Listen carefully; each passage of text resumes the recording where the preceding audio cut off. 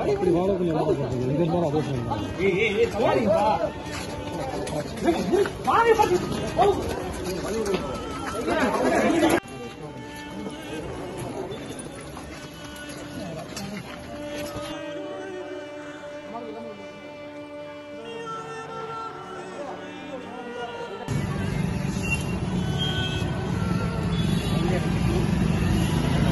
இன்னைக்கு வந்து மிகப்பெரிய துக்கமான செய்தி. எங்கள் அண்ணன் அற்புதமான நண்பர், நல்ல மனிதன், தர்ம சிந்தனை உள்ளவர் திரு விவேக் சார் அவர்கள் தவறிட்டார். நைட்டு 2:30 மணி வரைக்கும் பல்ஸ் இருந்தது அப்படின்னாங்க. 4:35க்கு தவறிட்டாங்க அப்படிங்கிற செய்தி வந்து. பட்டு யார்கிட்ட சொன்னாலும் நம்ப மாட்டாங்க. நாங்க நேற்று பேசினார், முந்தானத்து ஊசி போட்டார், இதான் சொல்றாங்க. பிறந்த தேதி தெரியுது, ஆனால் எப்போ இறக்க போகிறாங்கன்னு யாருக்குமே தெரில. திடீர்னு இப்படி ஒரு சம்பவம்லாம் ஏற்படும் போது தான் மனம் வந்து ரொம்ப வேதனை. எங்களுக்கு மட்டும் இல்லைங்க, எத்தனையோ நண்பர்களுக்கு வந்து இன்னைக்கு முடியல. ஊரூராக போய் மரத்தை நடுவேன். எத்தனை நண்பர்கள் அவர் யாருக்காவது ஒரு கஷ்டம்னா என்கிட்ட சொல்றா அப்படிம்பார்.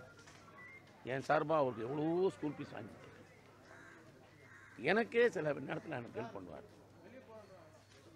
கஷ்டம்னா நான் அவருக்கு தான் சொல்லுவேன். என்ன சொல்றதுங்கிறது சொல்ல முடியல. அந்த நல்ல உள்ளம், அவருடைய மனசில் என்ன நினச்சிருக்காதோ கண்டிப்பாக அவரோட ஆத்மா சாந்தி அடையணும் நான் வணங்குற இறைவன்கிட்ட வேண்டிக்கிறேன்.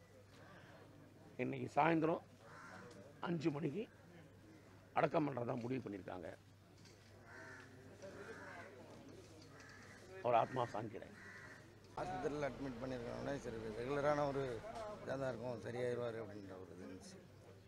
காலையில் இந்த நியூஸாக கேட்கும்போது ரொம்ப கஷ்டமாக இருந்தது. அவரோட காம்பினேஷனில் நடிக்கல, இருந்தாலும்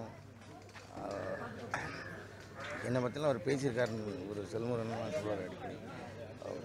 ஒரு நடிகராக மட்டும் இல்லாமல் ஒரு நல்ல மனிதராக வந்து ஒரு சினிமாவுக்கு மட்டும் கிடையாது, பொதுவாக தமிழ்நாட்டுக்கு ஒரு பெரிய எல்லாருக்கும் தெரிஞ்ச மாதிரி ஒரு பெரிய ஒரு விழிப்புணர்வு ஏற்படுத்துகிற ஒரு நடிகர். அது இல்லாமல் அடுத்த தலைமுறை நடிகர்கள் வந்து வெறும் காமெடியெல்லாம் இல்லாமல் முற்போக்கு சிந்தனையாக இருக்கட்டும், அந்த கருத்து ரீதியாக வந்து அவர் அதான் ஃபாலோ பண்ணுற அளவுக்கு அவர் ஒரு முன்னுதாரணமாக இருந்திருக்காரு. அவர் இல்லாதது எல்லாருமே ஒரு பெரிய இழப்பாக தான். அவரோட மறைப்புன்றது வந்து உண்மையிலேயே கஷ்டமாக இருக்குது. ஏன்னா இவ்வளோ சின்ன வயசு, நிறைய பேர் ஹெல்ப் பண்ணுவாருங்க. நிறைய பேர் மறைமுகமாக நிறைய ஹெல்ப் பண்ணியிருக்காரு. ரொம்ப எப்போ ஃபோன் பண்ணாலும் சொல்லுங்கள் தலைவா, சொல்லுங்கள் சார், சிரிச்சுக்கிட்டே பேசுவார். ரொம்ப அதாவது காலைல எந்திரிச்சு பார்த்த உடனே, ஃபோனை பார்த்த உடனே அவ்வளோ ஷாக்கு. உண்மையில் எல்லாருமே திரும்பி அவர் வந்துடுவார் அப்படின்னு தான் நினச்சோம். கடைசியில் ரொம்ப ரொம்ப கஷ்டமாக இருக்குது.